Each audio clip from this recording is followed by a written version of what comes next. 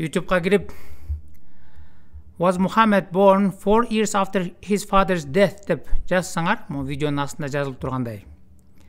Бұл видео шығат. Мұнда қырғызчаға отырсақ, мұны Мұхаммедтің атасы өлгеннен кейін 4 жылдан кейін төрөлдү беле Мұхаммед деп которулат. Бұл видеода Christian Prince мұсылмандардың өздерінің китептерін, өздерінің сайттарын ачып көргөзүп, ага лайык Мұхаммедтің атасы Абдулла өлгеннен кейін 4 жылдан кейін анан Мұхаммед төрөлгөн. Демек, Мұхаммед кимдин баласы деген видеону көргөзүп берет. Agreeing that Hamza ibn Abdul Muttalib, he was the son of the grandfather of Muhammad, which means that will make him his uncle according to this story. So here we will see that Muhammad father, who you Muslims you claim he is his father, and his father, which means the grandfather of Muhammad, they have double marriage in the same day. I think the story is very simple to understand.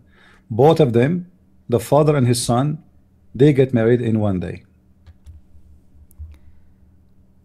Бұл мұсылмандардың өздерінің китебине лайық. Мұхаммедтің атасы деп есептелінген Абдулла, жана анын атасы, Абдулланын атасы Абдул Муталиб. Ошондо Мұхаммедтің чоң атасы болуп есептелип калат. Ошол экөө бир түндө үйлөнүшкөн дейт да. Жана экөө бир чогуу үйлөнүү той өткөргөн экен. Бир түндө үйлөнөт. Абдул Муталиб Мұхаммедтің чоң атасы деп есептелинген. Жана Абдул Муталибтин баласы Абдулла Мұхаммедтің атасы деп есептелинген. Мұхаммедтің башкача айтканда Мұхаммедтің атасы менен чоң атасы экөө бир түндө үйлөнүп атышат. Экөө үйлөнгөндөн кийин Мұхаммедтің чоң атасы делинген Абдул Муталибтен Хамза төрөлөт. Хамза Мұхаммедтен 4 жаш улуу болгон. Мына андагы мусулмандардын өздөрүнүн китебин ачып көргөзүп берет. Because it's very hard to find those things in English. This is the book of Kitabul Maghazi. Мына бул мусулмандардын өздөрүнүн китеби Китаб аль-Магhazi, англис тилинде. All right. In this book we will see what happened. Here is saying that Hamza was older than the Prophet by 4 years. Do you see it? I know the text is not really so good.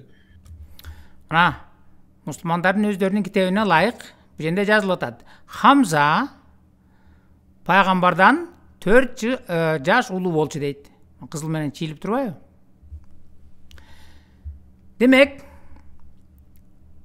Мұхаммедтің атасы Абдулла менен Мұхаммедтің чоң атасы Абдул Муталиб экөө бир түндө үйлөнүп атат.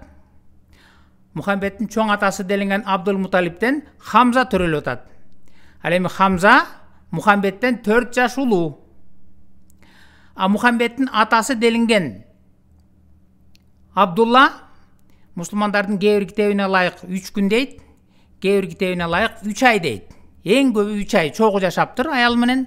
Андан кийин содага кетип ошо боюнча келген эмес, өлгөн дейт. Мұхаммедтің атасы Абдулла аял менен болгон 3 ай жашаса, эң көп дегени. Анан ошо боюнча содага кетип өлсө. Мұхаммед кандайча болуп анда 4 жылдан кийин төрөлүп атат, атасы өлгөндөн кийин. Анткени анын атасы менен чоң атасы экөө бир түндө үйлөнүп атат. Анын чоң атасы делинген Абдул Муталибтен Хамза төрөлүп атат. Хамза Мұхаммедтен 4 жаш улуу болуп атат. А Мұхаммедтин атасы деген Абдулла 3 ай жашап, 3 айдан кийин өлүп калып атат. Мұхаммед кантип анда 4 жылдан кийин анан төрөлүп атат деген суроого мусулмандар өздөрү өз китептеринен өздөрү уялат да, өздөрүнүн тарыхынан. Анан ар кандай өздөрүнүн китептерин китебинде жазылган уяла турган нерселерин жаап жашырып, анан ар кандай нерселерди ойлоп таба башташат. Мисалы, Christian Prince бул жерден мисал келтирип көргөзүп берип атат да. кээ бириңерге белгилүү, Египетте Аль-Азхар деген чоң дин илимин окуткан университети бар. Ага биздин Кыргызстандын дагы чоң белгилүү аалымдар ошол жактан барып билим алып келишет. Ошол Аль-Азхар университетинин эң эле чоң деп эсептелинген шейхи, Аль-Азхар университетинде сабак берген адамы, ал окутуп атат. Ага ылайык адам ажырашып кетсе же өлүп калса, андан кийин 4 жылдан кийин төрөлсө деле, анын баласы, атасы өлгөндөн кийин, ал ошонун баласы болуп эсептелет. Анткени аял боюна 9 ай эмес, 4 жыл дагы көтөрөт деп окутуп атат дейт. Аны жөн эле айтып аткан жок. Ага мына өздөрүнүн сайтын окутуп атканын ачып көргөзүп берип атат. Otherwise, we never heard of any religion in the world believe that a person, he can, or a woman, she can be pregnant for years after, the death of the man. Эмне себептен булар ушинтип окутуп атат? Ислам динине ылайык, атасы өлгөндөн кийин 4 жылдан кийин деле баласы төрөлсө болот деп. Анткени Мухаммед деген атасы өлгөндөн 4 жылдан кийин төрөлгөн. Ошону жаап жашырыш үчүн. Look at this video here. مدة الحمل في الإسلام. This is Al-Qaradawi.